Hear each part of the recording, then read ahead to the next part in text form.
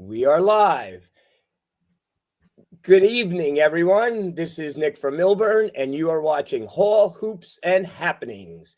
Blackjack Bobby is at work right now.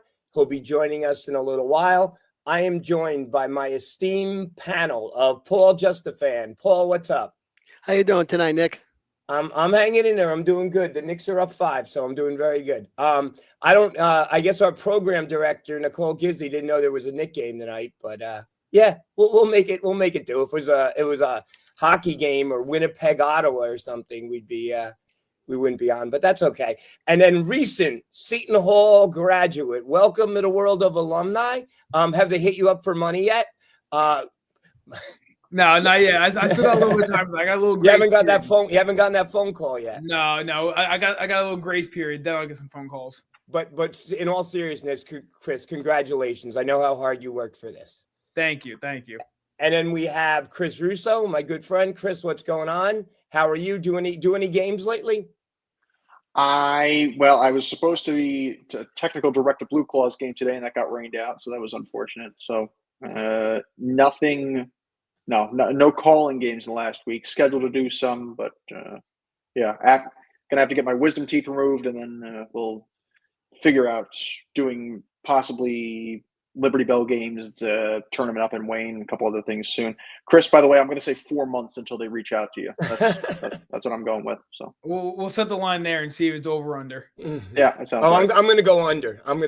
But that's okay. And then we have Nick Morgan, who I saw on Facebook today, just moved off of campus. Did you go back home, Nick? Where'd you go, Nick? Go back home? Yeah, so I moved out yesterday afternoon, went to work last night to call a Staten Island Ferry Hawks game, and then was back there this morning at 10:30 for a game we won against our rivals. And now I'm home, and I got another game tomorrow night to close out the series. And I saw some of that, and the pitcher for your team looked like he couldn't be on the Yankees, right? His hair was too long? Yeah, no, we have a couple of guys with big beards, big mustaches, long hair. Former Major Leaguer Kirby Snead made his debut with us yesterday at a relief, and he's got that, shoulder high, long blonde hair. Look good. You did a good job, by the way. Very, very good job. You and Chris Russo are both awesome. Proud to have you on the show and know you guys. And when you guys hit it, I'm going to say I knew you when. Anyway, last but certainly not least, often imitated, never duplicated, the one and only, the glue that keeps this team together. Nicole Gizzi. How are you, Nicole? I am tired, but we're making it through. How was work? It's your last quarter or fiscal quarter or something? Yeah, it's busy, but powering through, and I'm learning a lot, and that's all that matters. It's all that matters. So we're going to have an interesting graduation show tonight, but before we go into that, I have to vent a little bit, and I'll start. So equality. Watching the Knicks game against the Celtics, and the Knicks are up 30, the Knicks are up 40, and everyone is getting on Tibbs for keeping the starters in there up 35, up 40. You don't want Brunson to get hurt. You don't want this to happen, on and on and on. Getting killed the next day on all the talk shows, getting killed. Very next day, I'm watching the Fever against Chicago Sky. And the Fever are up 30. Caitlin Clark gets taken out of the game. And all of a sudden, a couple minutes later, 5 minutes left, Caitlin asked the coach if she could go back in and get a triple-double. She asked the coach for a triple-double. They're up 30 points. There are 4 minutes left in the game. I don't really blame Caitlin because I do think that was selfish because someone in there is getting minutes and it's your first game of the year. And then the coach puts her in. That's ridiculous. Could you imagine if Brunson went up to Tibbs and say, put me in, I want to get a trip? That's not going to happen. If Paige went up to Gino and said, put me in, I want to get a triple-double. I just think it's selfish. When I coached, a kid would come up to me and go look at the book. What are you looking at? This is a team game. No one cares how many points you scored. It just infuriates me with people that are so concerned with their individual stats. The only stats that Caitlin Clark should be concerned with is W or L. And that's it, period. I've said she was a selfish player and I got killed for it. But I don't know. What, maybe it's my age. Maybe I'm just grumpy. Maybe I'm old school. But Paul, what do you think? You're around my age. Well, I think that we're both old and grumpy, and therefore these things annoy us. Um, I I'm a Yankee fan, and I'm happy that when Juan Soto hit the ball off the wall and didn't run to first base, he got annihilated in the media. It is a team game, and you should expect the people to be concerned most with wins and less than anything else. Caitlin Clark, the Bloom, is starting to get off the rose a little bit, I think, in terms of her personality. She kind of came in as the golden girl, and everyone in the WNBA was so on her side, and everyone else was being mean to her. And the situation with Angel Reese, where uh, there turned out to be that technical foul and all of that. She's constantly got her hand in people's faces. She's a little bit Lambert-esque in the way she plays the game. And I think it's going to finally catch up to her now, because I think the bloom is going to come off the rose, which by the way, I think is good for the WNBA, because the more drama and personalities, I mean, that's how the NBA came back in the 70s. You younger guys don't remember. In the 70s, the NBA was so out of the mainstream. Bland, yeah. That they used to show the NBA finals on tape delay at 11:30 at night. And then we got Larry, and we got Magic, and then we got Michael, and then we've got some more personalities, and those personalities brought attention back to the game. So I think it might be good for the league that Caitlin Clark is going to turn into a little bit more of a bad boy. I think that would actually be good for the league, but I definitely think the bloom is off the rose. Chris, what do you think about? Okay, Chris Jones. If you were the coach, would you put her back in? So, in that scenario, no, just because it's game one.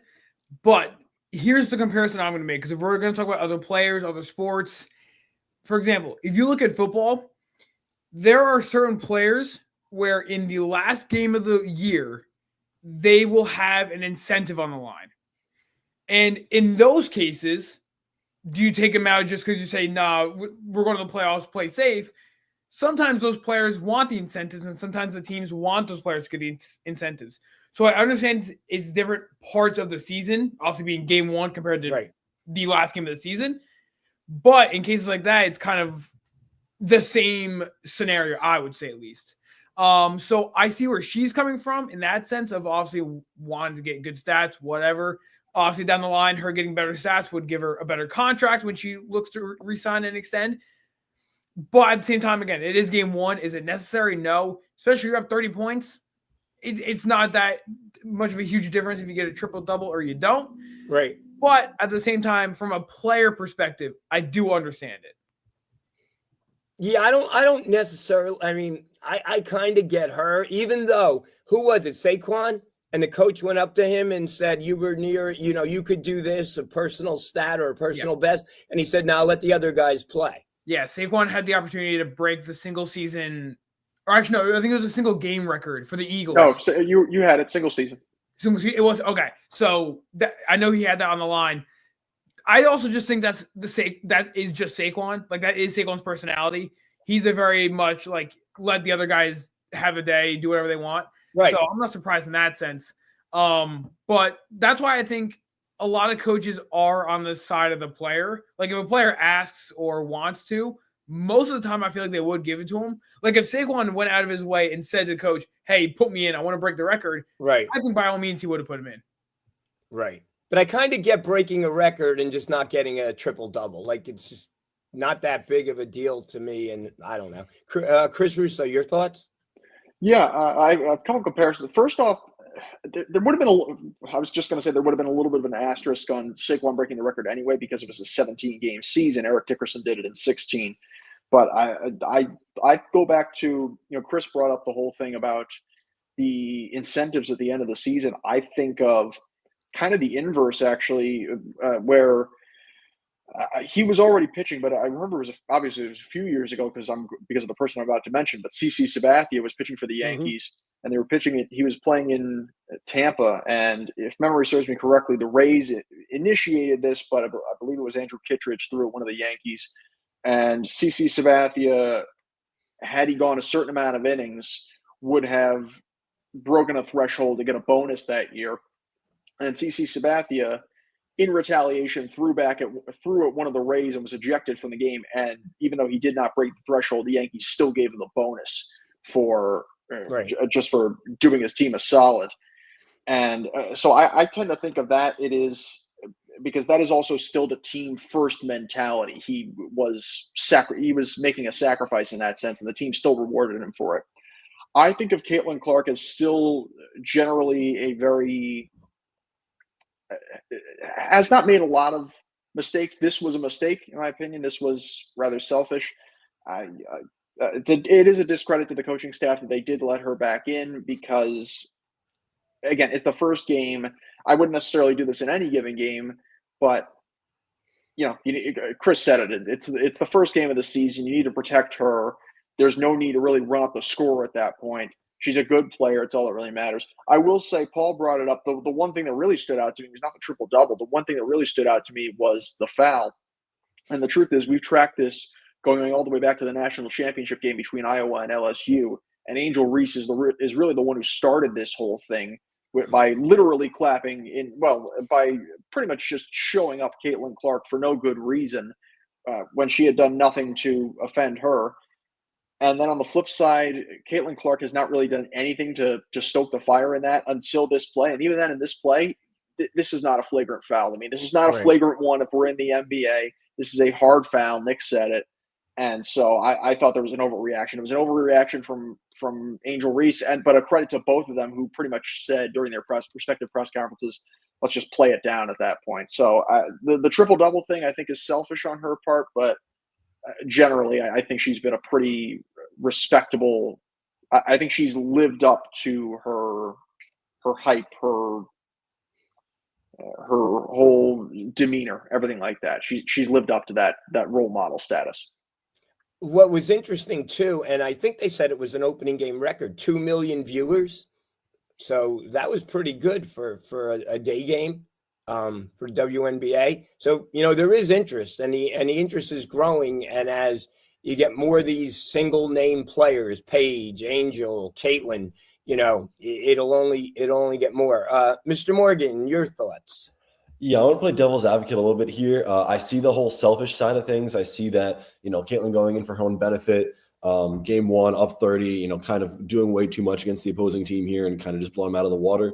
But also, if we look at the WNBA and the stats, and Nick, you just kind of touched on it right there with the viewership, but this is a growing sport. This is a growing league, and they're trying to garnish as much interest as possible. Sorry, my cat's coming downstairs. So, this is a league that is exploding onto the scene, and at the end of the day, Caitlin Clark's one of the best players in the league. And anything she does is going to get heavily monetized, heavily viewed.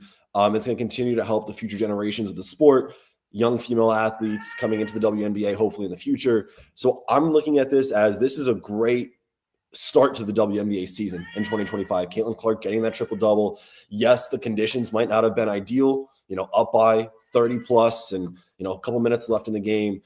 Maybe not the most respectable or sportsmanlike thing to do. But for Caitlin Clark, she's going to be under a microscope her entire career, good or bad, no matter what happens. And she's going to continue to make history. She's going to continue to break boundaries and stuff in the sport and in the league right now. And there'll be plenty of other times. I'm sure this will not be her only triple-double of the season. But I think this is incredible to start the season. I think this is great for monetization and for just the sake of the game as a whole and the sport as a whole. So I'm not against it. I know, obviously, again, the conditions weren't ideal and less than favorable if you're the opponent in that situation or anyone that's not a fan of Caitlin Clark or the team. But at the end of the day, I think it's great for the sport. So I'm for it. If she got hurt, and you don't want anyone to get hurt, would that coach be killed right now? Yes, I think that's a different story if she got hurt. But, I think also still her going in and trying for the triple-double and trying to accomplish the feat if she got hurt, I think she's also still viewed as kind of a hero in the situation, depending on how long she'd be out with the injury. Well, to your point, the crowd went insane when she hit it. So I guess they were talking about it, and that's how how would she even know that she was, unless someone told her that. So yeah.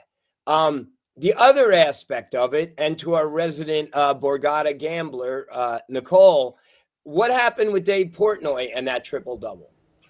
I was scrolling Facebook and I found out that before the game started, Portnoy apparently made a $25,000 bet that she was going to make a triple double in this game and ended up cashing out $300,000. Wow. So now it brings upon the question of, did she know about this and ask to go back in deliberately to ensure that that bet was made?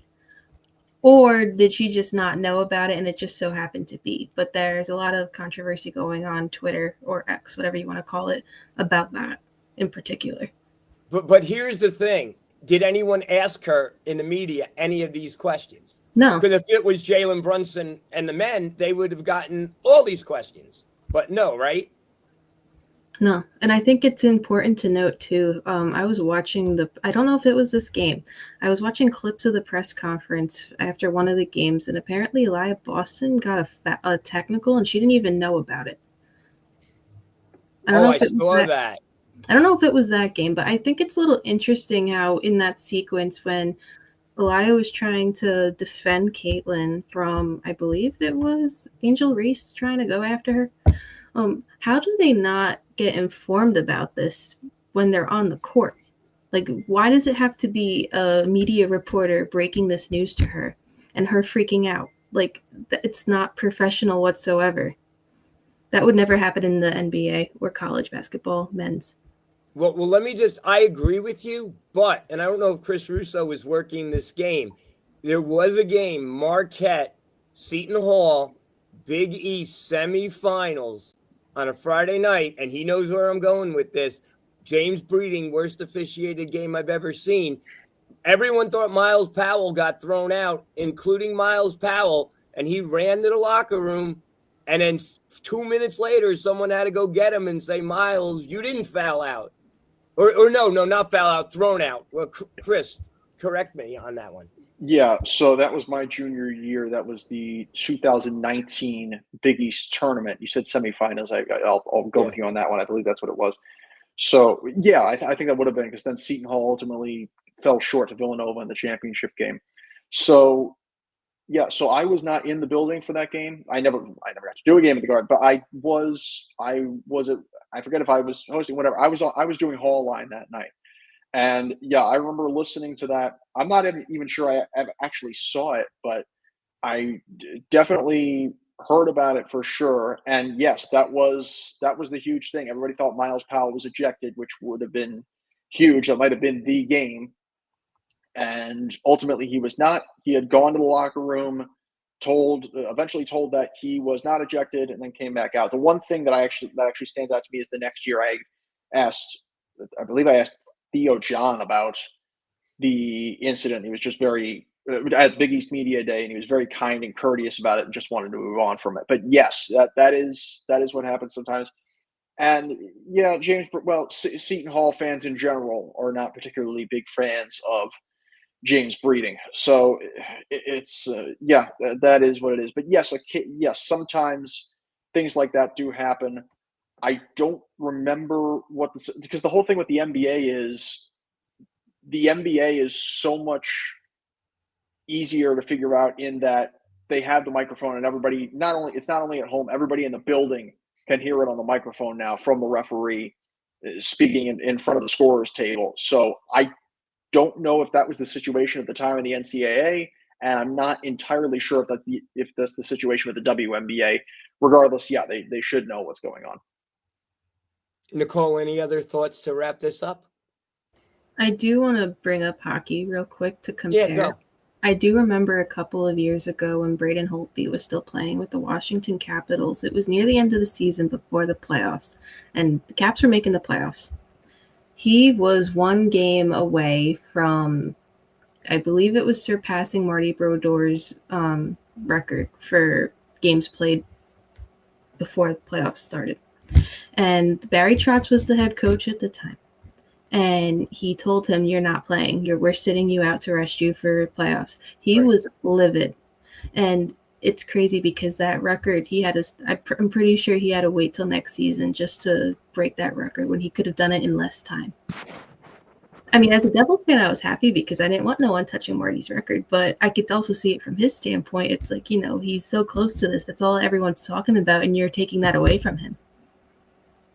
So Chris. yeah, I think I know what this was. Yeah, I thought maybe he was one win behind, but no, he was tied. Holtby was tied for the most wins in a single season in NHL history with Brodeur. That was the 15-16 campaign. He'd won 48 games, and yeah, I guess he had not played that final game, and that's a huge number. But then again, Caps also, despite winning the President's Trophy again, got knocked out in the second round by Pittsburgh. We're talking about guys who have wanted to go back into games to have a shot at making records.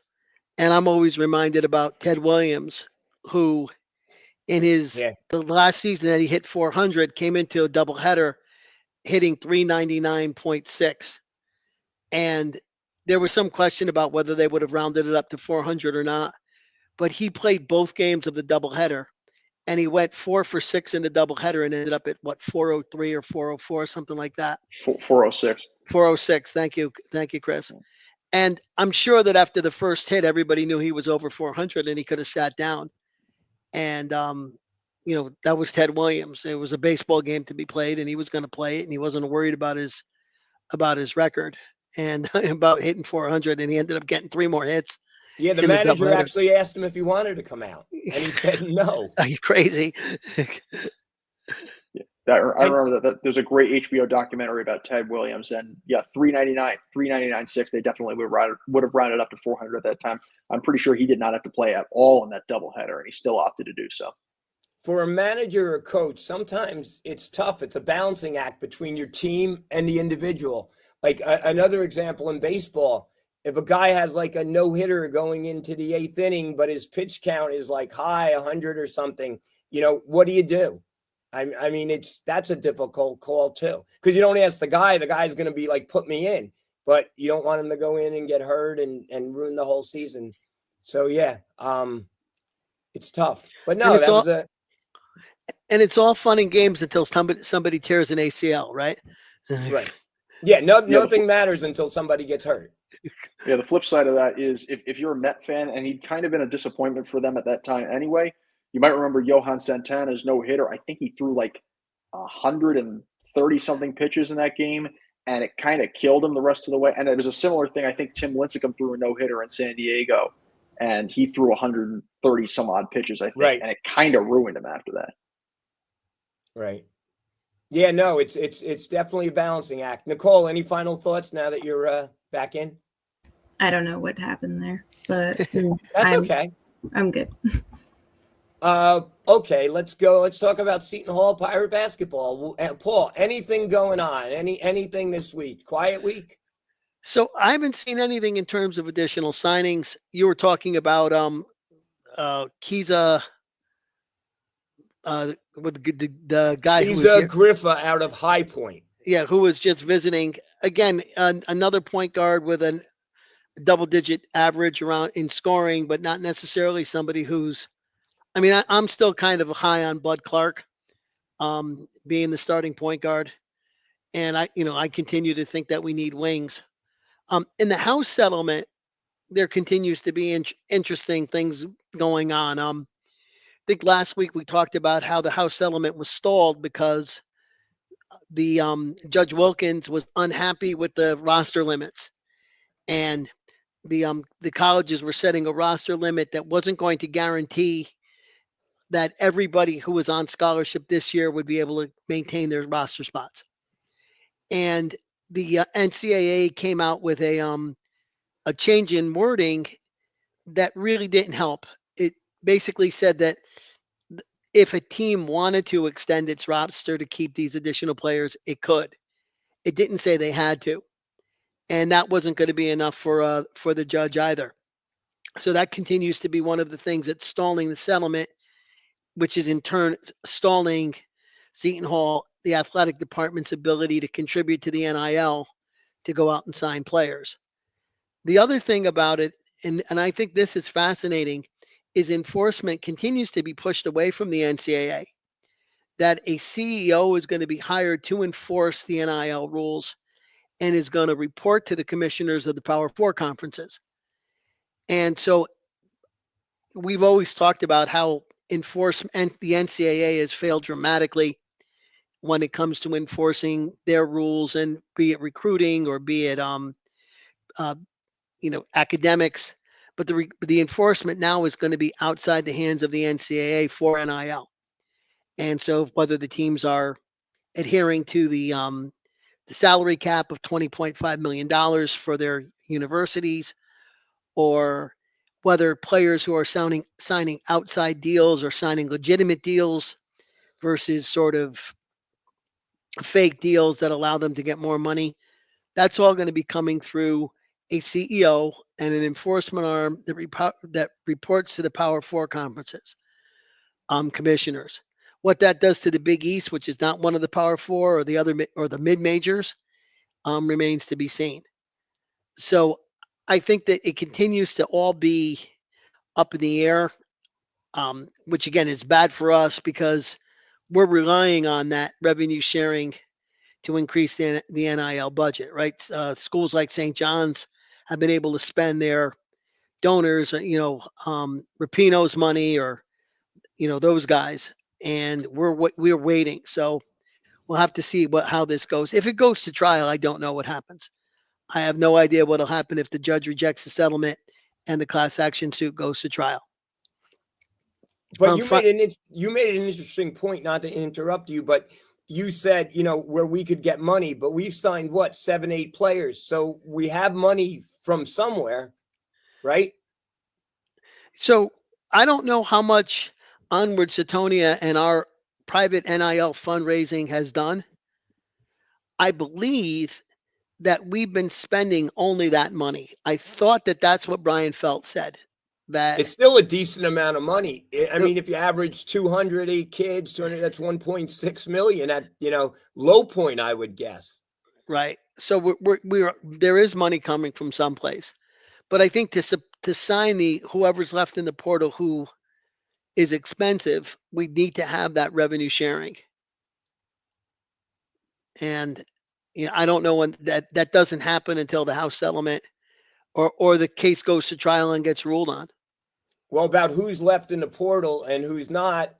Not that we had never had a shot at him, but Boogie Rand is Florida bound, and I'm sure that was a pretty penny. He was number 2 in Evan Maya's rankings, so he was one of the best players out there. And now I guess he gave up the NBA dream and welcome to Florida, who is going to be good again next year. But on Keza Griffa, he was ranked, Evan Maya, 212. And if we get him, he's going to be the highest ranked player that we have this year. Also interesting, he's a countryman he's from France, a countryman of Yosef Toumé.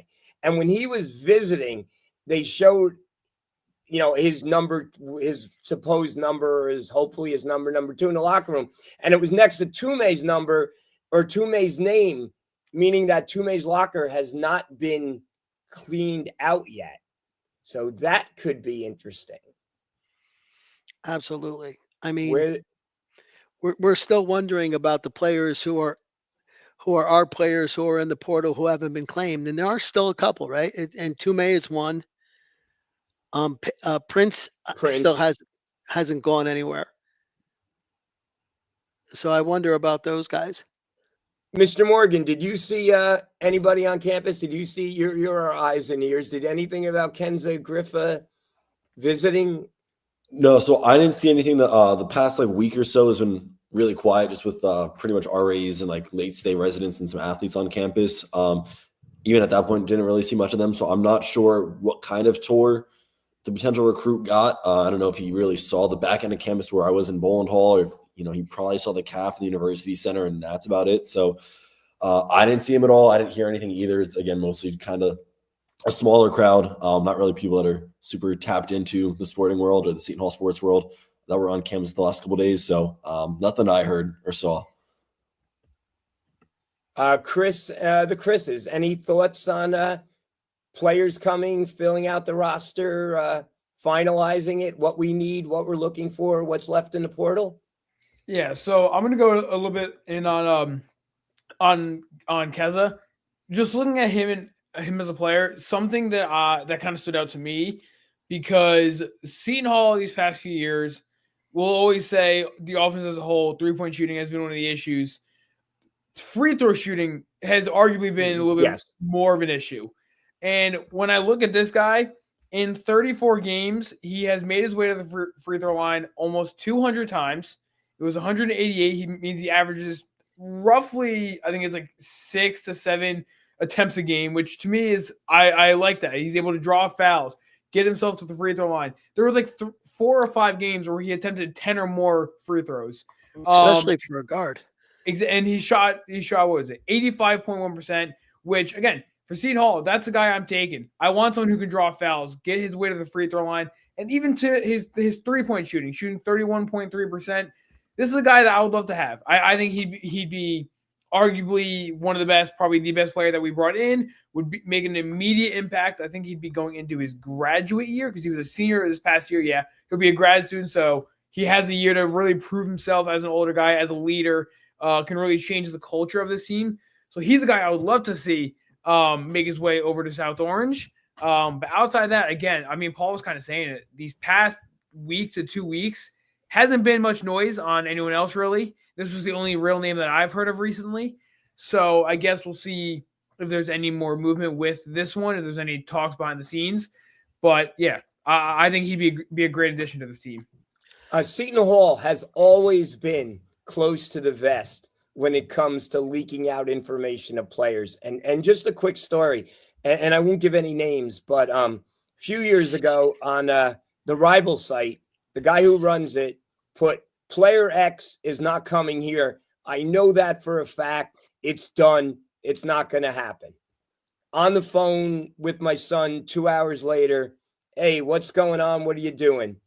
Well, I'm helping so-and-so move in. The person that he said he's helping move in was the player that they just said no way was he ever going to come to Seton Hall. So you can't listen to any of this. And, you just got to wait and see. But I think the Tume connection is very interesting to see if that ends up in a package deal. Chris Russo, thoughts? Yeah, I find it interesting when the two of you, Nick and Paul, brought up Griffin, I think before we went on the air, and mentioned, I think, Paul, you said he shot 41% from the field last year, 34% from downtown, and then, of course, 85% from the free throw line. And when you put all three of those stats in conjunction, it's pretty hard. I think with Seton Hall last year anyway, but with a lot of programs, it's going to be hard to find a guy with that shooting percentage on all three levels. And I know you can probably say, you can be a cynic and say, oh, it's High Point, it's a mid-major. It was the vast majority were blue blood programs getting deep into the NCAA tournament last year.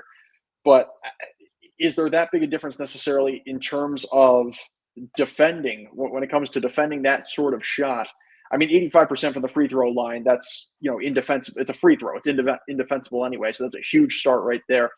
But, a lot of it is basketball IQ. I think there are a lot of really smart players at mid-majors that make their way up. It's just that little bit of difference between, look, I say it as a hockey broadcaster, there's not that much difference between any two given levels of hockey. It's just a slow increase, and it's such a small margin of defeat, margin of victory. And so I think it's a huge pickup. Paul even said he's probably not even their best scorer or shooter, and even then, that makes it all the more impressive. Clearly, they're going to have to, a lot of programs, but especially the non-Power 4 programs, considering this ridiculous idea that a CEO is only going to report to them in particular, which just furthers the lack of parity that was shown last year in this past year in the NCAA tournament.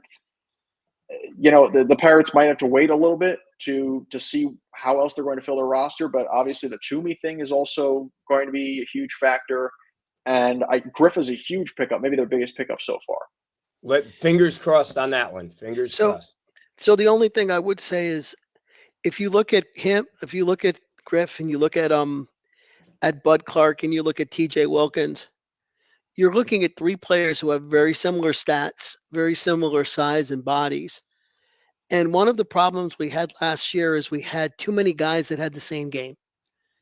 So now this guy might be the best of the three, and if he is the best of the three, then you want to grab him. I think Chris Russo. I think that was and, Chris Jones. That's what you were saying. Of all the guys we picked up, this guy might be better than Bud Clark or anyone else we've gotten to this point. But it is going to leave somebody as the odd man out, because there are too many guys who have the same kind of game, and you don't need three small point guards who can get to the rim and shoot only 30% from three. So it'll be interesting to see how the minutes get parceled out. The only thing is, and I know Shaw's always liked to play a lot of guys. If you're going to do that, and you said it, Paul, last year, you got to play up tempo. You got to press. You got to try to tire the other team out, and because that's your advantage. And maybe that's what he's looking at. So I mean, the first thing is to get the players. Then it's to develop them. And Seton Hall, I mean, you look at the coaching tree: Patino, Willard, DeShaw. All those guys have always coached players up and made players better. So, last year we didn't do so great. So we're due to hit on some of these players this year. Chris Russo, you were going to say something? Yeah, I was actually literally just going to say, Nick, you watch, I mean, last I saw the Knicks were beating the Pacers right now.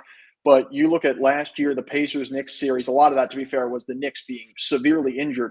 But you look at the Pacers, and the Pacers are a team that runs the floor and literally does exactly what you just said. They run, they have a lot of really skinny guys, and that's the big thing. They run a deep bench. That's the most important thing, and that's where you can afford to have three guys who are the same like that. It's like if you're in, people say you're in the NFL draft, we're taking the best guy available. And so if that means adding depth, that means adding depth, even if you're lacking a little bit more at one position. You're going to be able to build through the bench. And look, with Seton Hall, you're just building out of necessity. You're getting the guys you can get right now. And so you might be able to at least build up at that position and be better off the bench at that position.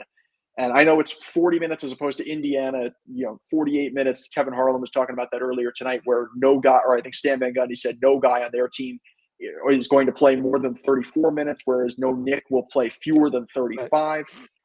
But still, for 40 minutes, it's going to be even easier to try to balance that. And if you have three really solid, kind of smaller shooting, Griff, as I know, but officially listed as a point guard, but is kind of more the modern point guard, where he's really more of a shooting guard.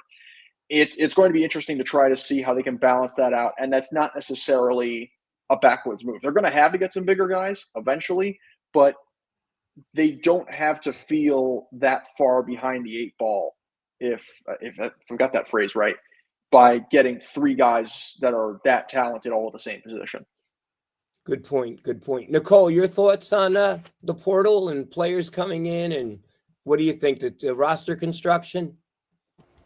I still think it's a little early to tell what we're going to see out of our roster, because we don't know how they're going to mesh well together, or if they will mesh well together. I mean, we saw the disaster that was last season. I think, unfortunately, we're still waiting for that house settlement, though I don't think that's really going to make too much of a difference. I mean, yeah, that's all I have to say. You made a good point, because whatever is going to happen this year has already happened for the most part.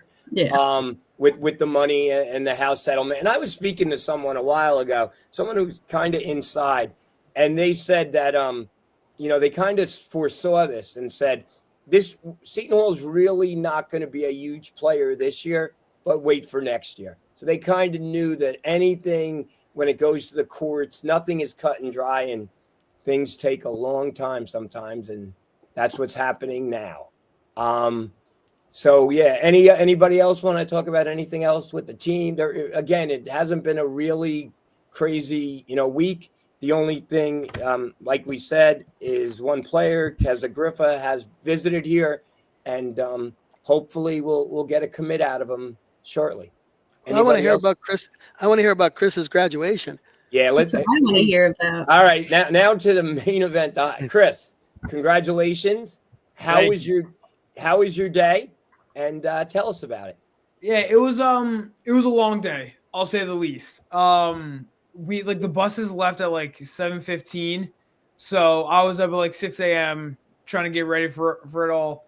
Well, where were you? You were on you were on campus, or were you home? The bus I was right off campus. I was at my house off campus. So Right. I would just get up and go right 30 seconds. So but obviously the graduation was at Prudential. So we had to get up, get to the bus, get a Prudential, and we then had to wait an extra like 20 minutes to actually start the whole graduation because the buses stopped earlier than we were told. So people had to Uber to Prudential Center to actually get there in time. So graduates. yes, students who had to be there, cap and gown, ready to graduate, had to Uber to Prudential Center because the buses stopped earlier than we were told. So that was, we were waiting a little bit longer for that. It was a long day. It was a very long day. Sitting there, all my friends around me were like, can these speakers just like moving on a little bit, like start picking up the pace a little bit? But it was cool. It was cool. It was definitely like a final moment where I'm like, all right, I'm done with all of it. I'm done with school. I'm done with classes. And walking that stage was nice. So it was a good feeling. Chris, how many diplomas were handed out to everybody? I heard, and I could be wrong on this. I heard that this was one of the biggest graduating classes there has been. I don't know the exact number, but let me tell you, it felt like there were like thousands. It felt like that. Also, I was the last group to go. Our school was the last people to go up there, so that's why it also felt longer for me. But it was a lot. It was definitely a lot.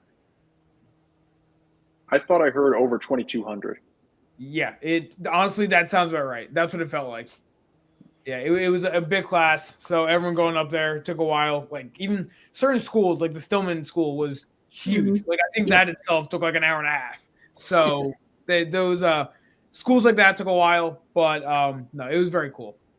Did your girlfriend win? Did you decorate your hat? I did not. But actually, I don't have them up here. They got the really big fat heads.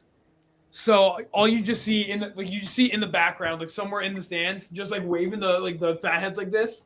So that's how I found where they were. But that's awesome. So who was there? Your girlfriend, your mother, your sister? Yes. Your father? So it was mom, dad, Wait, sister. how many tickets did everyone get? Was it limited? I'm trying. So my family was in like I don't know what they called it, but we donated to either athletics or something. So because we donated, we got like VIP seating. Like they were right up front and center, right next to the stage. Wow. And as I say this now, I have a little gift that I was just brought to me. This is what was in the awesome. This is what you saw. So there you go. But yeah, so they were up close. I forget, we had 7. I don't know if there was like a limit on tickets or what the rule was, but I had 7 there. 7? Hold on. No. I had mom, dad, sister, girlfriend, and 2. Yeah, so 7, and both my grandmas. So there were 7 of us there. General tickets, there's no limit. It's the ones that are VIP that you have to let the guy know how many you need. Mm-hmm. Because I had that for my graduation as well. Who was the commencement speaker? Katya. What? Katya. Honestly, I didn't even know who it was. I'm not gonna lie. Katya Passerini. That's what it was. I do remember that name. Yes. Because I'm I'm gonna not miss gonna lie. It got to a point we were sitting for so long. I started dozing off at one point. Like I had to like kind of like slap myself to wake up. But yeah, that is who it was. And where did you go afterwards? Okay, so here's the thing. I have this like weird addiction to Chipotle. I think it's the greatest thing to ever exist, like wholeheartedly. So my parents, sister, and grandparents never had it. So me and my girlfriend, who like loved this, I was like, all right, we have to go. So we all got unchanged. We went to Chipotle, and then we all sat down, had our bowls, and I thought it was the greatest thing ever. Your dad just said you made it, that he made a trip, he made a donation to senior class to get up front. Yeah, So that's what how it they was. got VIP tickets. Yes. Yep. So wait, so your celebration was at Chipotle? Oh yeah. Yep. Also, my thing. So also, I Chipotle does this thing where on the app you can like get points for every time you go. Mhm. So my thought process behind this was, being the genius that I am, obviously I knew my parents were going to pay for it. I knew that was going to happen. So I'm like, let's go to Chipotle, but under one condition: I have to scan my phone to get the points. So I scanned, I got my points, and I pretty much got a free meal out of it. So that's part of the reason why I wanted to go, because I knew later on I could go for a free meal.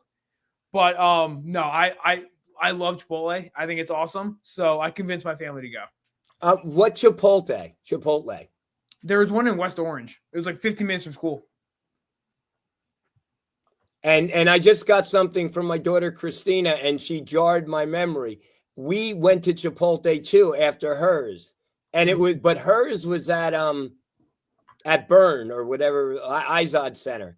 And on the way back, I guess there was one on Route 3, and that's where she wanted to stop. And like you, I guess she had a Chipotle addiction too, and that's where we stopped.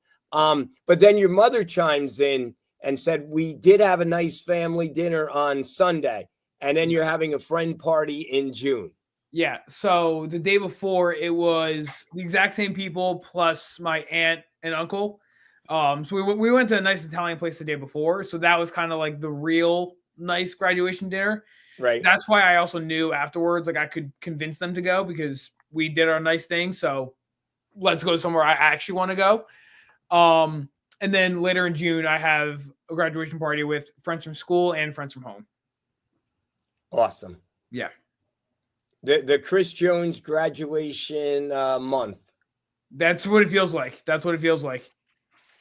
No, Nick, And- when you graduated, what was it? It was President Abraham Lincoln was the speaker, if I'm not mistaken. It was close. It was another famous Republican, but not Abraham Lincoln. So now I have to tell my story.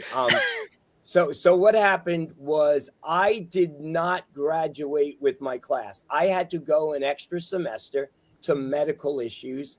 So I ended up going an extra semester. So I graduated, or I stopped going to classes in December. So in January, I got a job and I was working, and I wasn't going to go to my graduation. And I'm at the bank, and they're like, Nick, your mother's on the phone. And my mother never called me at work. And I'm like, Mom, what's up? And she's crying. And my mother, diehard Democrat, but yet crying that the president of the United States is going to be at my graduation and I'm not going to it. And she did all this and all that. And I'm like, hold on. So I got off the phone, called Seton Hall. I'm like, is there any way I can get in there? And they're like, yeah, you got to come over now. So I went to my boss and said, I have to leave. Went to Seton Hall, did what I had to do.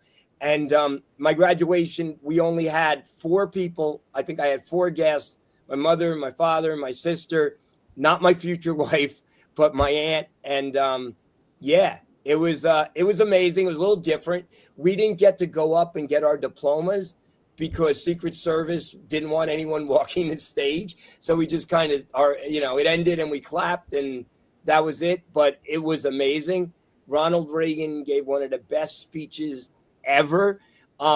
He landed the helicopter on Ivy Hill Park and then came in. And now he was not supposed to be the speaker.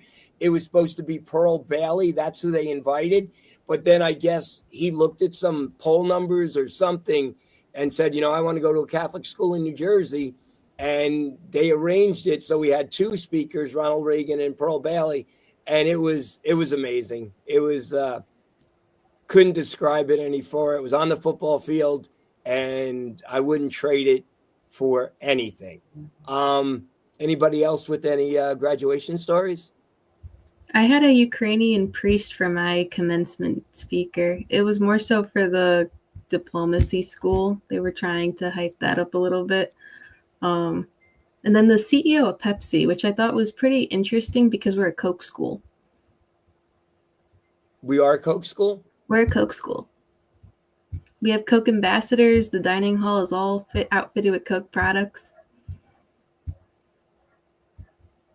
And Chris, your mother's saying that she didn't walk the stage either in 1991. We were at Brendan Byrne. I wonder why they didn't walk the stage. That's interesting. That's the first time I'm hearing about it. So, Nick Morgan, you're going to get this next year. But Chris Russo, anything at your graduation that you remember? Well, my graduation was a year after I actually graduated because my senior year was the spring of 2020. So I graduated probably May of 2021. And of course, it was still COVID. So we were split up into 3 different groups over 2 days, I think. And I frankly did not mind because there's some people I didn't want to see, but so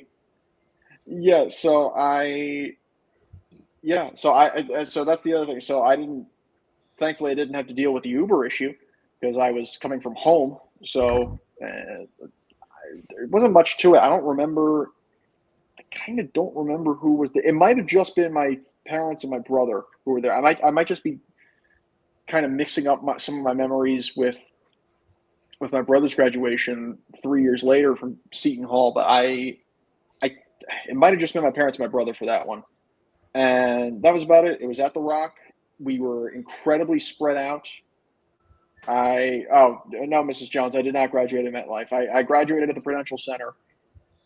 And we were very spread out because it was 3 different groups and probably because it was smaller.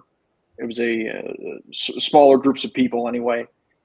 And we had, I hate to say I don't remember the person's name, but I believe he was the head of the Secret Service was our graduation speaker. Wow. Yeah, and so I'm very ashamed that I don't remember exactly who it was. I went up on stage. It's pretty simple. Yada yada yada. I probably a while after that I ever went back to the SEAL. I don't remember what we did afterward. I didn't want to do anything afterwards, honestly. I'm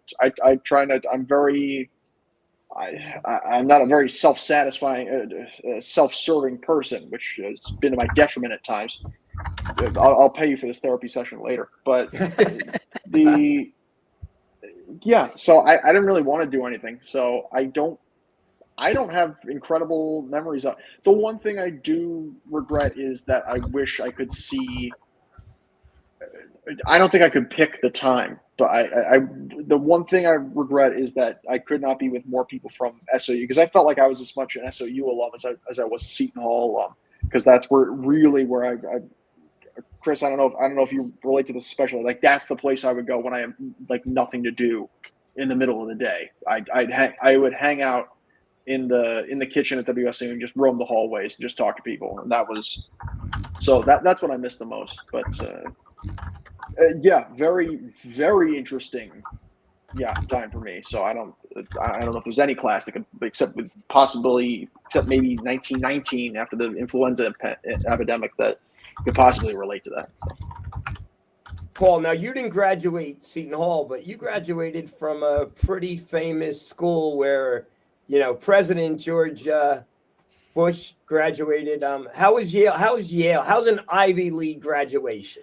So I would echo what Chris said in that it takes forever. We graduated. Old Campus is where the graduation was held, and it's a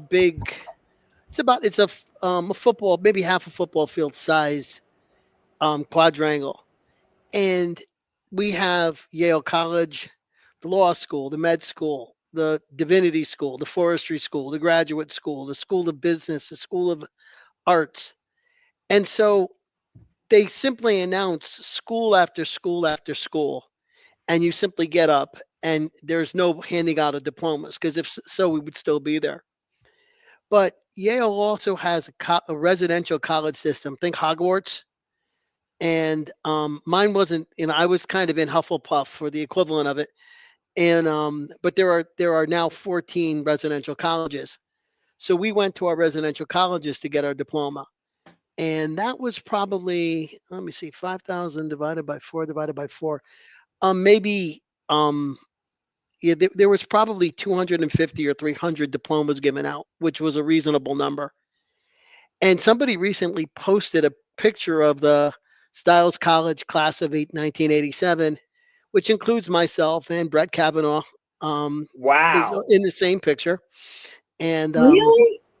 yeah, Wow. I wouldn't lie. Oh my goodness, that's incredible. He was in our suite freshman year. When he was getting confirmed, I got phone calls from CNN. Did I want to go on television? No. Really? Let me How give did, wait, let me give you how the did, short. wait. How did they track you down?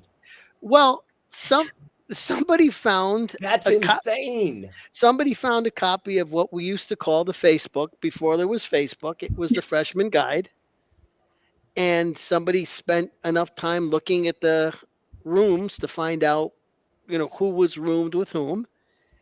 And he was in our suite. And he moved in different circles than I did, obviously. But freshman year, we shared a suite. And so all of a sudden, I'm getting phone calls from CNN. Do I want to come on television? And I'm trying to say to myself, yeah, I'm trying to imagine something good that would have come of me appearing on national television talking about somebody I haven't seen in 40 years. Okay, Wow.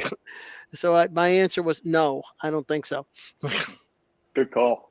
Yeah, there is in high school, someone's, how you put the quotes in the bottom of Right. my best friend Scott in high school, his quote was, "Throughout your life, you'll be presented with many opportunities to keep your mouth shut, and you should And take that was one of advantage them. of all of them." Yes, and so that was my choice at that point, and I think it still served me well. Was he the most famous person, not counting yourself, in that class? I think he's one of the most famous people in my class now. At the time, he wasn't, he wasn't particularly politically active in college. He was a bright kid. He hung out with the athletes. But I don't think, he wasn't one of the campus activists. Those folks are all professors at the University of Wisconsin now. But no, I mean, and he was, it was fun. The whole controversy was weird for me because I didn't remember it that way. But again, it was 40 years ago.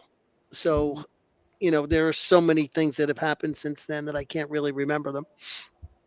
Anyway, enough about him. I don't want somebody calling me from the government. I will say though, it's crazy. When I was applying to colleges, I had no idea my grandfather even came here at first. He only started talking about it when he started getting dementia, and I started wearing the merch that I'd get from the bookstore every time I'd go visit, because every time I'd go, it's like, you keep going, you keep coming back, like you've got to commit. So every time I'd wear something associated with the pirate, like it would just jog his memory about his time there. And he went to school at night because he was working full time during the day. And I didn't know that Reagan did the commencement speech at Seton Hall at one point, because when I was in 7th grade, I actually had to do a National History Day project. And I ended up picking Reagan's speech with Mikhail Gorbachev to end the Cold War. Right. So I had a whole website on that for National History Day. So like I grew a liking to Reagan due to his leadership and his legacy in that moment. So then when I found out that he was the commencement speaker for Seton Hall, and I ended up graduating from Seton Hall, and he was the only president to ever speak at a Seton Hall graduation, it was like, oh my goodness, like how is history just like these, it's just weird how things correlate like that. Yeah, absolutely. No, Ronald Reagan, out of all the politicians that I've known and met, and besides my wife, the only picture of anyone that I have on my wall at work is Ronald Reagan at my graduation. So I was the youngest person in the movie theater for the Reagan movie that came out last year.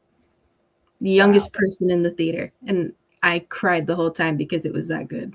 And it was really sad at the end. It was very sad. Very sad, yeah. Anybody with any other thoughts on, or Nick Morgan, looking forward to your graduation? Yeah, I mean, I was at the graduation. On Monday. You were there? Wait, Yes. you were? I was there. I was looking straight at the stage, so I didn't have the nice side view of the stage, but I got the jumbotron right there, and it was a good time. Who Long were you ceremony for sure. supporting? Who were you there supporting? A family friend. Okay. And a couple of my friends were RAs, and it's a great time. A lot of people that I know they're graduating this year, and it was nice to see everyone. Obviously, the Res Life department is strong. We have 62 RAs, and we're all tightly knit. So we had a lot of RAs departing and graduating and moving on. So a lot of people I was there to see, but it was a good time. We got there super early as well. We hit the traffic coming in. My friend was on one of the later buses, so they brought the buses back out to campus, but my friend didn't leave campus until I think it was like 8:35 or 8:40 for a student bus. And she got there right around 9:00. So a couple people Ubered. The late student buses weren't fun, but I now kind of have a grasp for what to do next year and where to go and to maybe get there ahead of time on my own. So no, this was a good time though. It was nice to see into the future a little bit, get the crystal ball approach and kind of see what I'm in for next year. I did the exact same thing. I went to the class of 2022 graduation to support Scoop and a couple other of my friends. So wait, is Scoop Ryan Luigi the kid that you always bicker with? Yes. Why doesn't he come on anymore? He's got he's got his show and he's dealing with a death in the family. So he actually graduated from Seton Hall. Class of 2022. Was he on WSOU or anything, or no? Just a hockey fan. He was just getting into hockey, I think, at that point. I met him during COVID, and it took us almost 2 years to actually meet in person. So it was crazy. But I went to 2022's graduation. It gave me a good glimpse into what I could expect at mine. So Nick, good job. Thanks. Yeah. Anybody else with anything on graduation? Nicole, what did you do? Have a good party afterwards? Did you go to Borgata? We actually went back to campus because we had the president's reception right after. This year they did it the day before graduation, which confused me because that's how they did it for mine. So we took my nana, my aunt, my sister, my dad, and my mom. We all went back to campus. We got to take some grad pictures. I got to pop some champagne on the seal. It was so much fun. I was dying to do that. My sister was trying to pull me off the seal because she's a current student, so she can't step on it. And I actually got to my you know how my cap was Top Gun themed? I actually requested Danger Zone to be played on the speakers, and the DJ actually brought me on the president's stage to start singing it. Oh. And oh my God, it was so much fun. I did not want to leave campus that day. So let me ask, go on. I'll echo it. I would do anything to go back to that campus and just stay there as long as I can because I just love it there so much. Well, that gets into my next question. Chris, Nicole, any thoughts of going to grad school? That's no, down the road. Not even down the road. In a far different multiverse where I exist, then it's a possibility. I just think for this field of media communications, whether it's sports, anything along those terms, you can still find a path without it, I believe. Right. Well, you got very proof. Exactly. Yeah, it could be beneficial, but it's not the most necessary thing for this area. At least that's my perspective. Chris could have a different eye because obviously he's still in the same field. For me personally, it's not anywhere in this future. Chris, I also don't think it's necessarily something you need for broadcasting.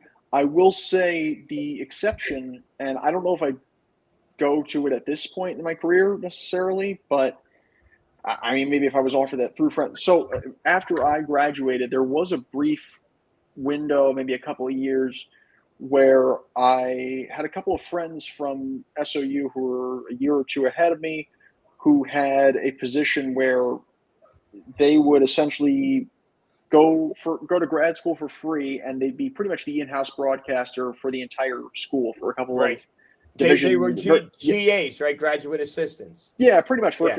They'd be the broadcaster for pretty much every sport for these smaller Division III schools. And I did have a couple of interviews, and it seemed like maybe that was something I could have done. It would have been, tough to move a little bit away, but that was definitely something I was considering. That's probably the only thing I do at this point. I have a couple of friends who are in with the local programs that are kind of in similar situations, but in terms of like a 4-year grad program or just going to grad school just to go back to grad school for, without actually calling games, it's like being at SOU at Seton Hall. It's like I got a greater education from the radio station. Right. I'm glad I graduated and I needed to graduate, but Right. I probably got a better education from calling games or from, doing my radio sportscasting class with Frank Garrity from 1010 Wins than I probably did from anything else. And so I probably got a better education, adult education now from calling games than I think I would being a grad student, generally speaking. Real life experiences, exactly. Nicole, well, first we got a question. What's he saying? Bill Hathaway. Hey, Nick, what's up? And Bill's pretty amazing because I don't know how he did it, but somehow Bill put something on Facebook about the New Jersey transit strike, and he was talking to somebody, and 3 hours later they settled. So, Bill, whatever you did behind the scenes, my man, good job. Nicole, what about grad school? You would be out of the whole group. I would vote most likely to go to grad school. It's the plan one day. I do want to get a secondary higher ed degree and possibly a PhD later on. At the moment, though, I had an offer on the table for my dream field. And at that point, that was more valuable than going back for a master's degree because I'm getting paid to pretty much work in my dream field. Also, do you have time with your dream field to do grad classes at night? At the moment, no. No, it's too. And Seton Hall does not currently have the master's program that I want to pursue. So also hoping that, but with this time while I'm working, hopefully they start getting something together to build up the cybersecurity program more. Because I would like to at least get a master's in cybersecurity just to strengthen that foundation, given that the business school did not have a concentration in that. Would your job pay for it or help pay for it? It depends probably where. I'm not sure if they would pay for Seton Hall. They may pay for Rutgers, but I don't want to go to Rutgers. Love you, Nicole. Good answer. Good never. answer. I'd never go to Rutgers. I'm loyal. There was, and again, I don't want to say the name, but there was a Seton Hall player who was transferring, who went to visit several schools, and then he came over my house, and he's like, Papa Nick, I have to tell you where I decided to go. And he told me Rutgers, and he could tell by the look on my face, and I couldn't help it because I'm not phony. But yeah, I felt bad. I should have been a little bit more excited for him. I will say, though, Seton Hall Law School has a master's in legal studies in privacy and security. The only thing is, for me, I'm not really planning on being a lawyer, and I don't really know what an MLS would benefit me for. That's why I'd rather have a MS or an MBA as opposed to an MLS. Paul, Nick's up 99-92. Chris Russo, are you a Nick fan? I'll say again as a oh yeah, we had that's this a huge talk, thing. Yeah. I will say again, my family is the rest of my family are Nick fans. They were actually, I think, Net fans pretty much before they moved across the river. They used to be a lot closer to us, but they are fans of the Knickerbockers.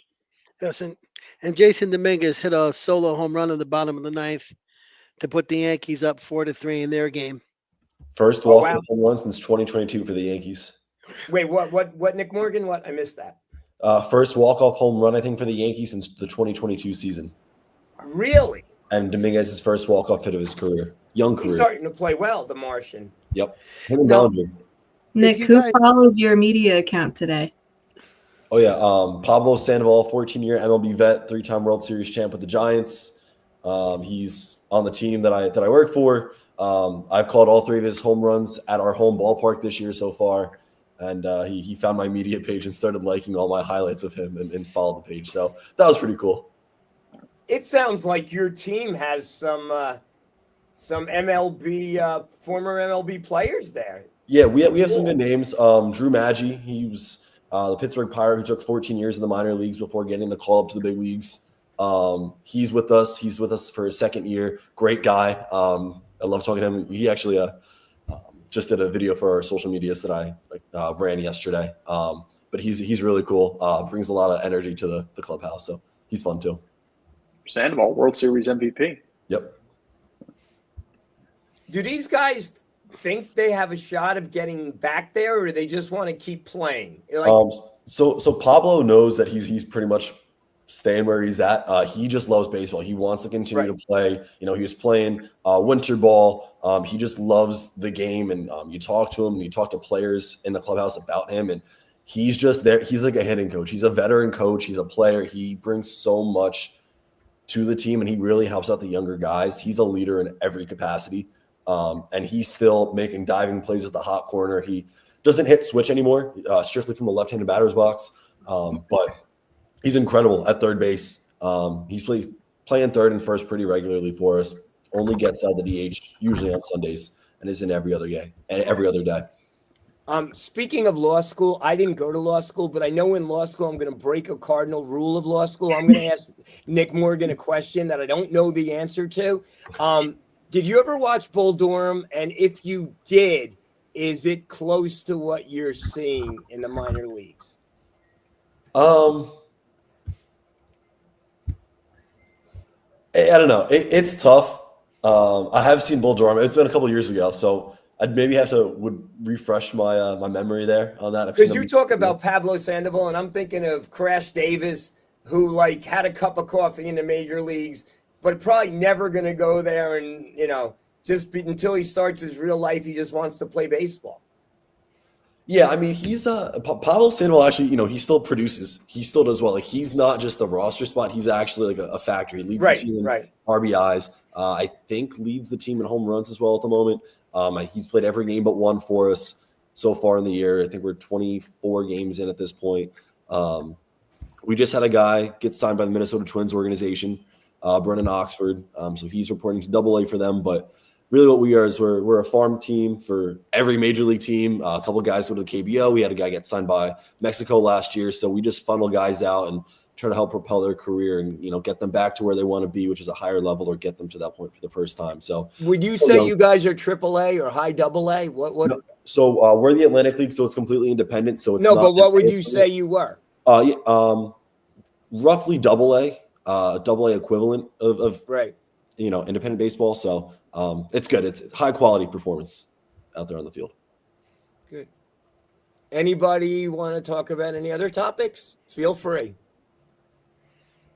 Nicole, I know you have something on your mind. My Dallas Stars are down 3-1 to my former favorite New Jersey Devil, Adam Henrique, and the Edmonton Oilers. Wait, you have more teams. It's like I root for. I thought you were a Devil fan, and you're rooting for the Maple Leafs, and now the Dallas. I have more than just Devils jerseys. I've got jerseys of a ton of older guys from all different teams. Who's your team? The Devils are my team. The Devils are your team. But I root for the entire league if I could, because I just love the sport so much. They don't call me hockey nut for nothing.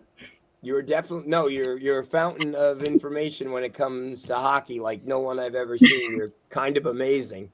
I read the rule book cover to cover in 2013. What? Yes. Yes. That's impressive, actually. My dad bought it for me for Christmas one year. Wow. No, I have never been. And it had the newest update where they implemented the Marty Brodeur rule because he liked to play the puck so much. They made the trapezoid larger. Well, no, not larger. They made it smaller so that the goaltenders could not play the puck outside the trapezoid. I don't think the trapezoid existed, actually. No, it did. It did. Oh, for 2013. Oh, from 2006. I didn't even realize. Yeah, you're right. No, I've never been to a Stanley Cup game, but I have seen the national I haven't seen the NCAA Frozen Four championship game. I have to say, I have no recollection of being at Rangers at Devils, Eastern Conference Final, the game where Adam Henrique sends the Devils to the Stanley Cup Final. I have no recollection of that game, even though my dad keeps telling me I was there. You know why? Because we left before overtime started. And he scored in the section we were sitting in. How I old have were no you? recollection. I was 11. I was 11 years old. My favorite hockey player of all time scores the game-winning goal to send us to the Stanley Cup Final. And you weren't there. I wasn't there. I was down the shore the next morning at the Models an hour before they opened to be the first in line to get the championship merch. That's the only reason why I don't remember being at that game, because I remember being at the Models the next day. Greatest game you never saw, huh? Yep. We have tickets and everything too. I just have no recollection of being there, and it's sad because that was like the best day ever for that hockey player. Like, I can't root against him. Like, I'm rooting for Dallas to win the cup, obviously, but now that Adam Henrique's playing for Edmonton and they're playing each other, it's like a dilemma for me. Wait, so you have no interest in the Knicks whatsoever? Nah, I could care less about NBA. Wow. But I could Nick, care less about it.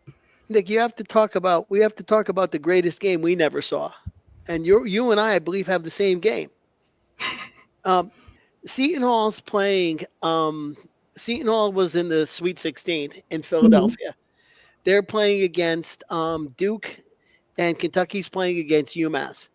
Well, so Patino's it's right. Go on with the coaches, right? Patino's at Kentucky and Calipari's at UMass. First of several schools that he managed to get their Final Four trip, whatever it is when they take you off the list, right? Vacated. Anyway, Seton Hall gets beat. That was the Arturas Karnisovas, Terry DeHara team, and by Duke, and then Kentucky beats UMass.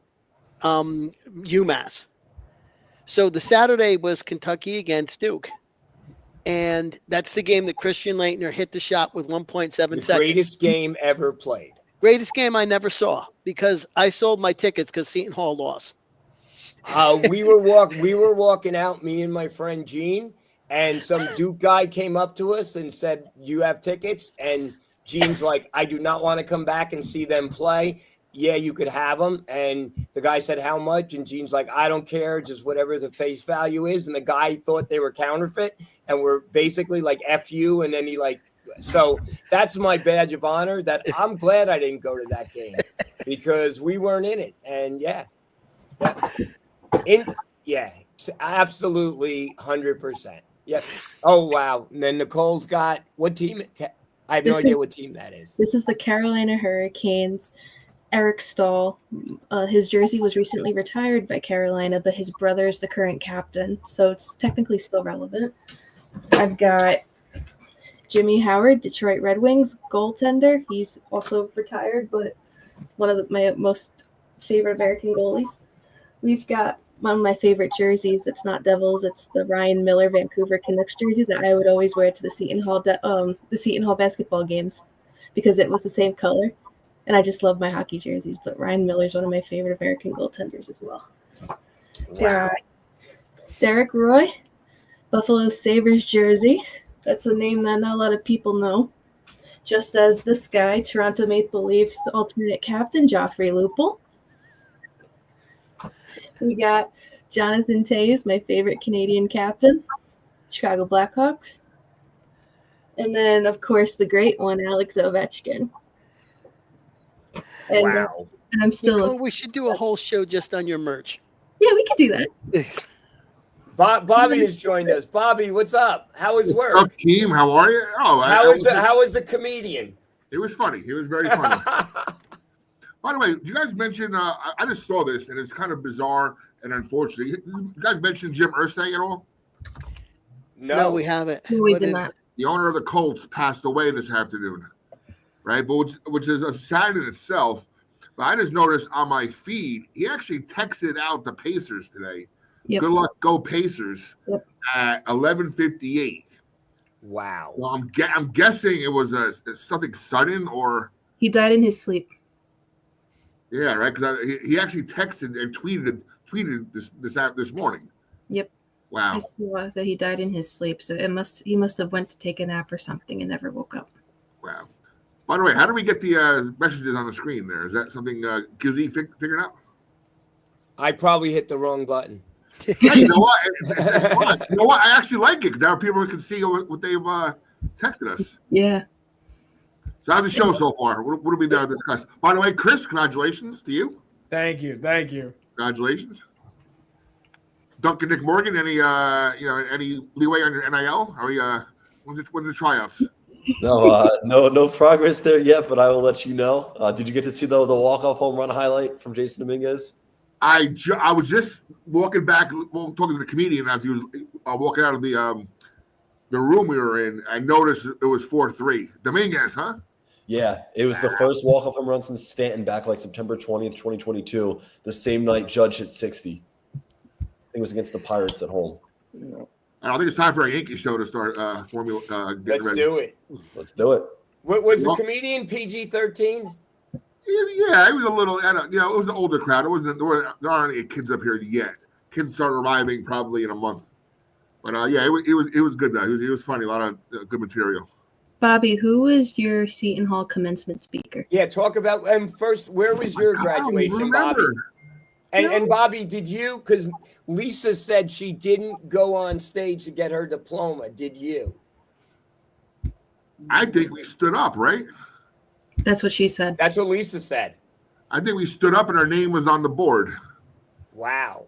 Right. I think we stood up row by row, and then we knew when our name was. I guess we were sitting alphabetical, I believe. You know what? I do not remember the speaker.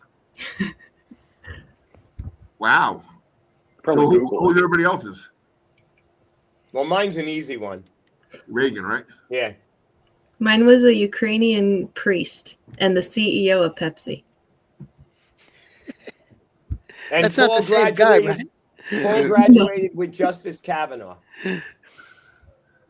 And Chris, who was yours? Pastorini. And Chris Russo? I'm ashamed to say I don't remember his name, but he was the head of the Secret Service.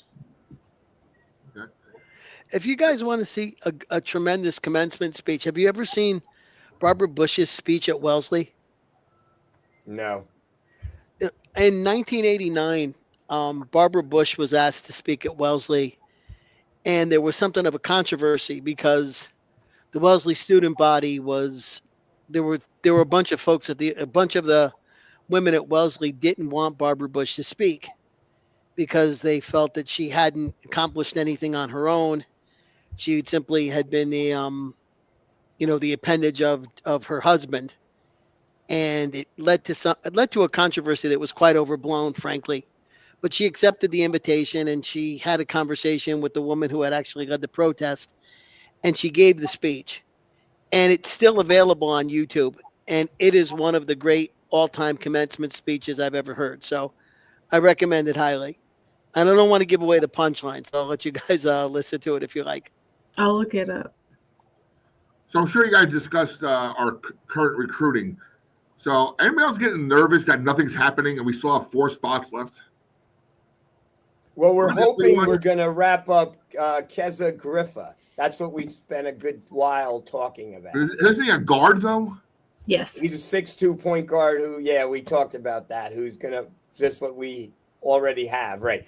And the fact that he's friends with Tume, and Tume's locker hasn't been cleaned out yet, and maybe it's some type of package deal, but who knows, because they keep everything close to the vest. Yeah, I saw that. Everybody's commenting, well, what about the big guys? What about the forwards? What about the power forwards? And they're not wrong. Wow. And that's when I had brought up that it seems like everyone is waiting for this house settlement, but who even knows if it's going to happen? Like at this point, they're just using what they have. But again, is what we have enough? Or is it just going to be another repeat of last season? So, Paul, I'm sure you have researched this because you're our great historian of the program and a group expert, educator and researcher.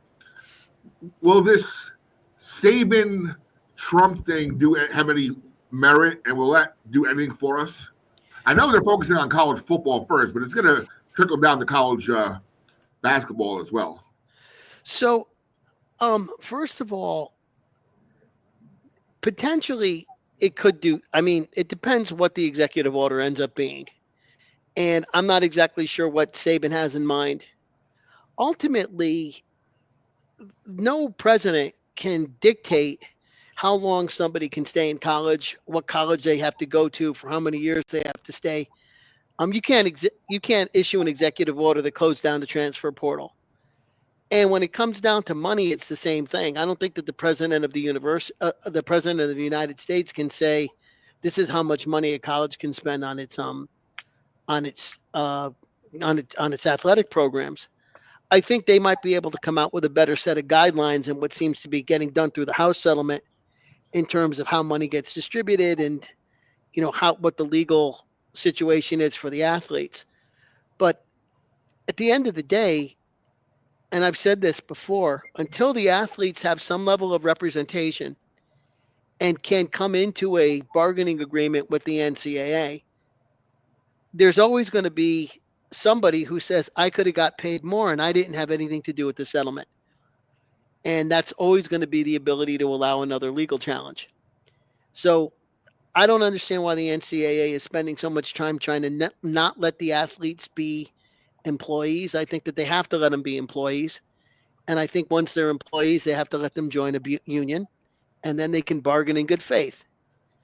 And when they bargain, they can agree to a salary cap, and they can agree to transfer portal limits, and the mid-majors could agree to having students stay for a certain amount of time without moving. There's a whole bunch of things that can happen once the athletes agree. But with no agreement, I don't know how, I don't know how anybody can tell an 18-year-old, if you go to college, you can't transfer. And if you can't transfer, you can't play basketball. It's that kind of thinking that got the NCAA in trouble in the first place.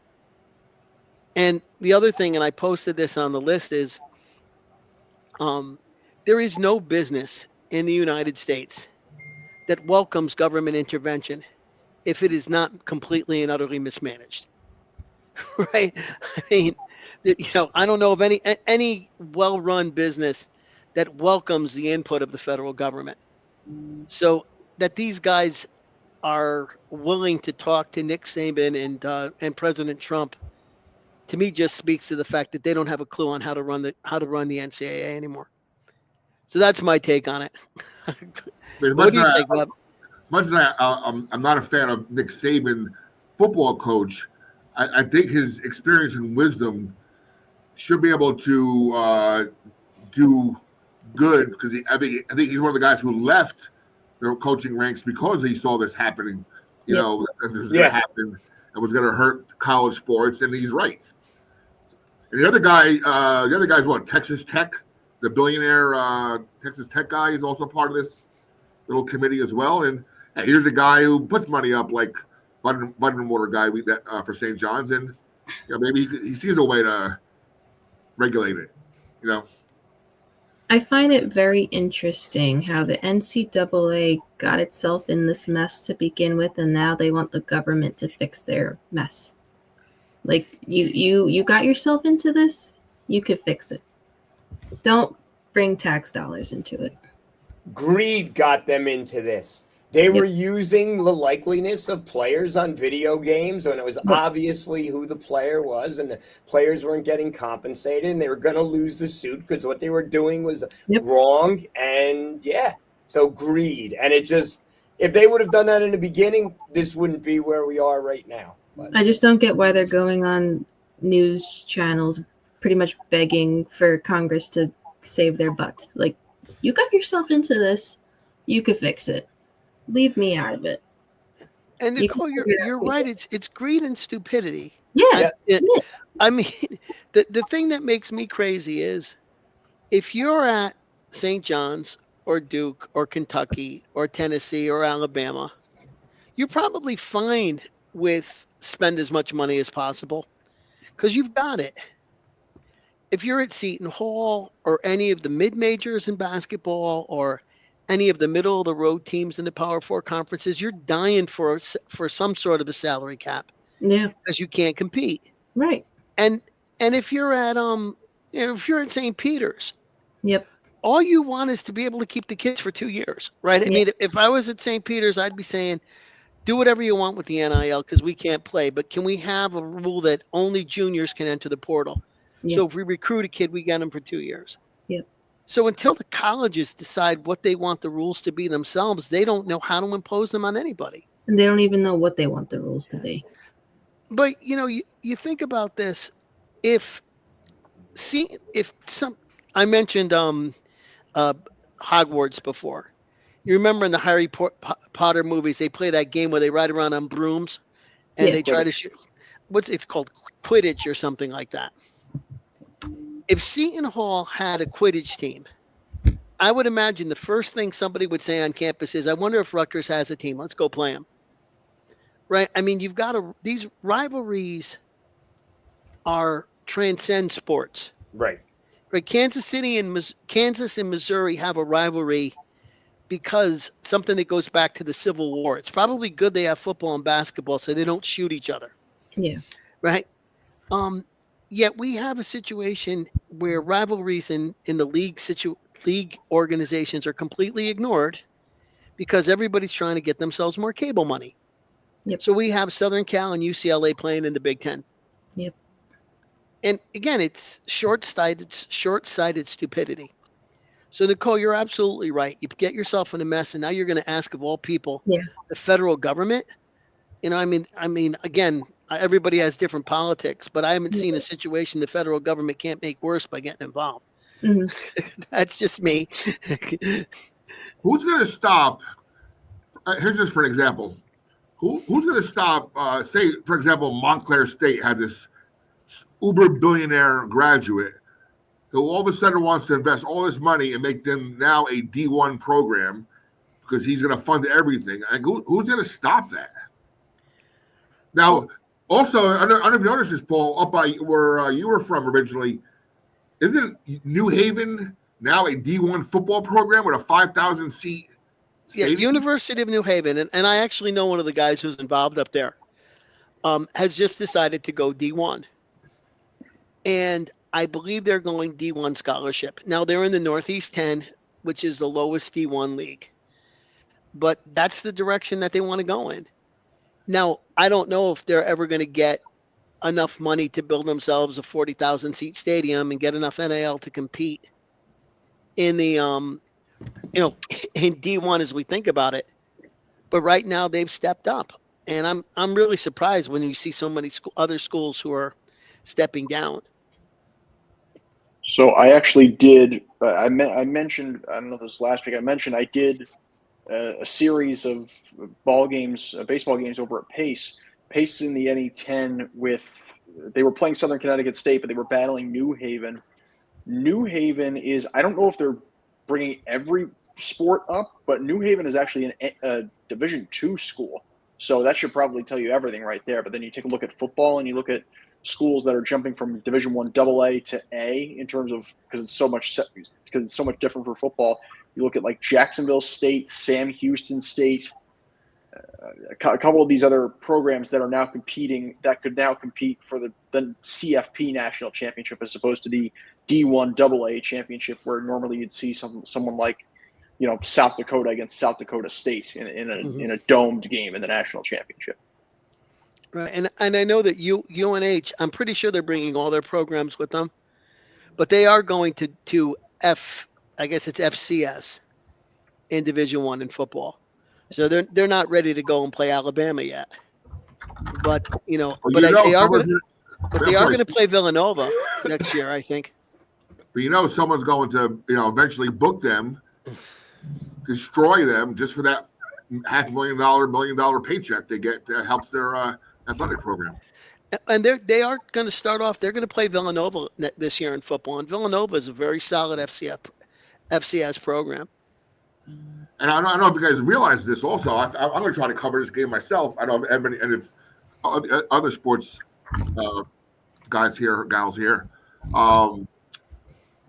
the team Michael Vick is now coaching plays Wagner this year at Wagner. So that might be a game. What's the name? Seton Hall grad is Donald Copeland. Michael Vick's got a head coaching job. Michael Vick is he's coaching what school? Wagner? No. Who'd you mention? I mentioned Donald Copeland. Isn't he the Wagner? Oh, yeah, he's the Seton and the SID. The Vic guy is the head coach at Norfolk State. Norfolk State, yes. And their SID in charge of football and basketball is the Seton Hall grad, who I happened to see during the basketball tournament. It might be Chris's level grade. I think you're referring to Rich Behan? Yes.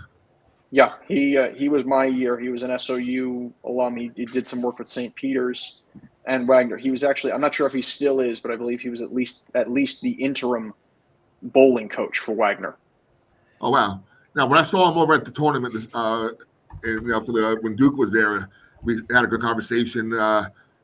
He's still at Wagner. He does the men's basketball and the football program. So, hey, so what? So these teams are out there. Like a Norfolk State is going to get money out because Michael Vick is there, right?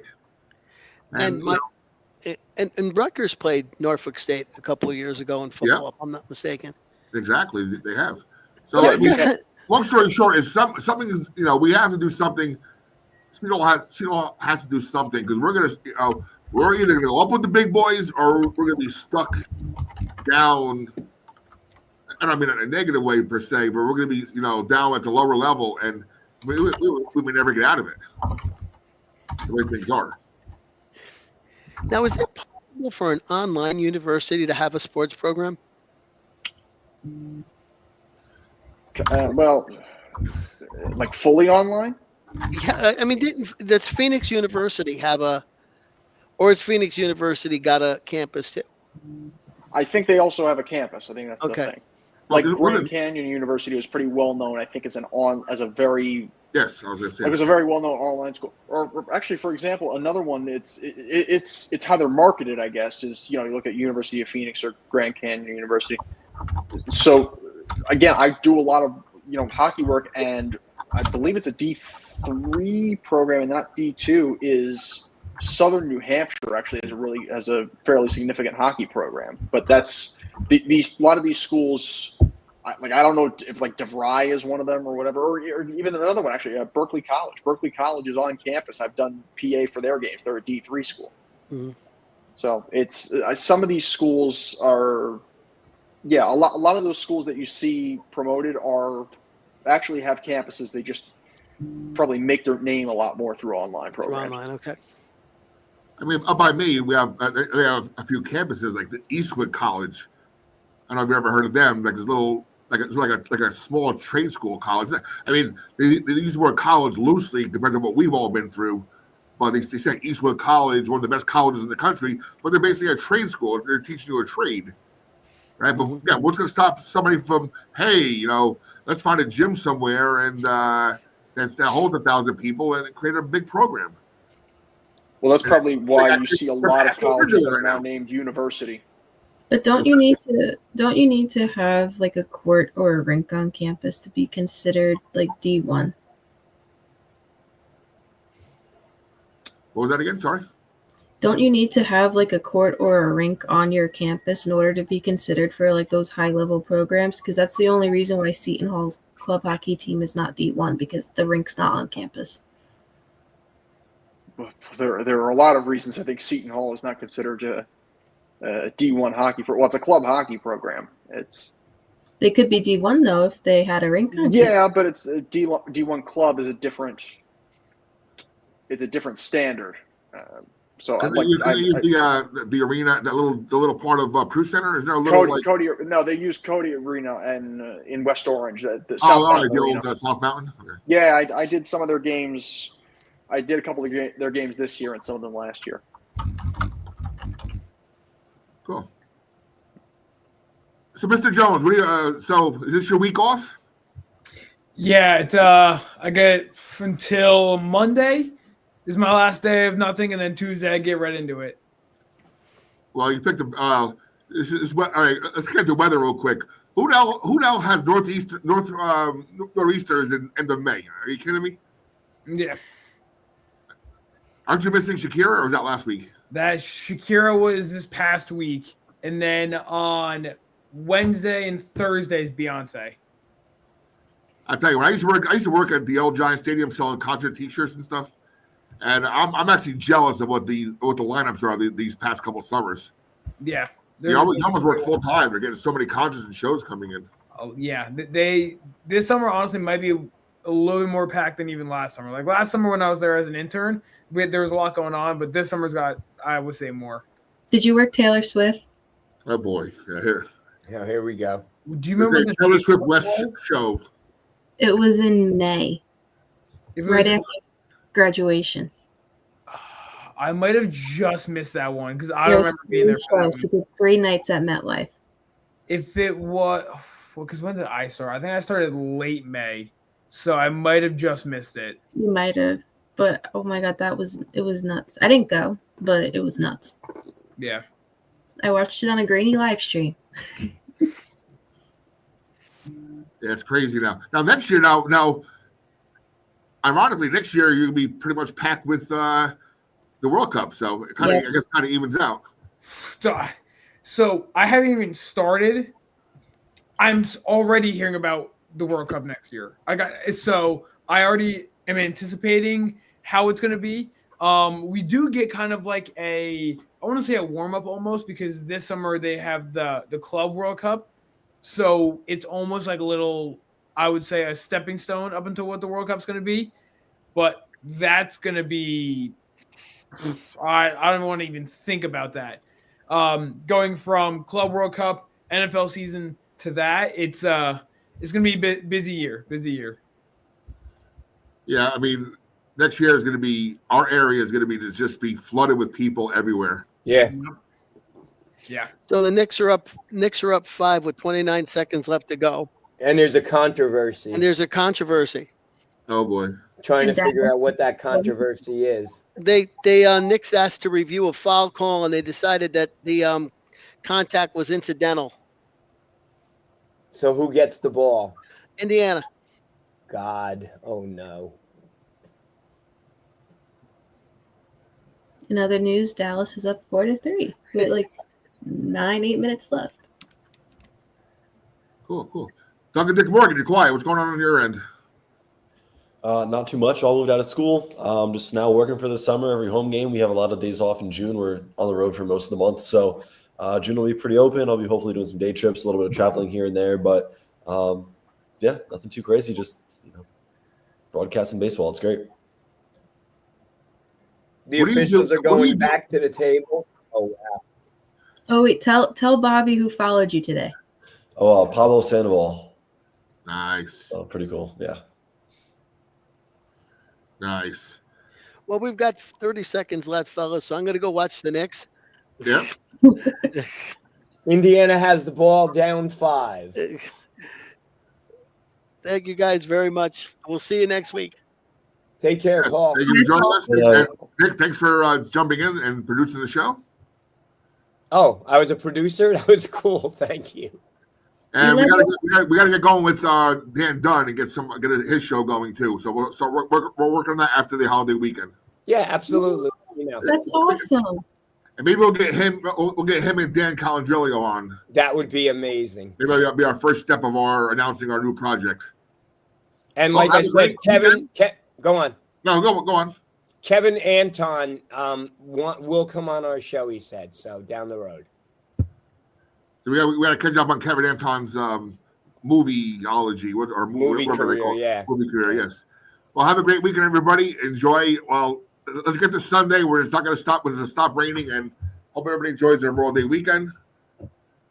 On behalf of Nick, any final thoughts? Anybody? Go Knicks. Oh no, Indiana closed the gap to 2. Oh my God. 22 seconds left, and the Knicks have the ball. Good boy. Wow. Let's everybody enjoy the game, and enjoy your holiday weekend, and we'll be back soon. Hall Hoops and Happenings live on Surge Sports. Have a great night. Thank you, guys. Good night. Good night and go Hall. Good night, everyone. Go Hall.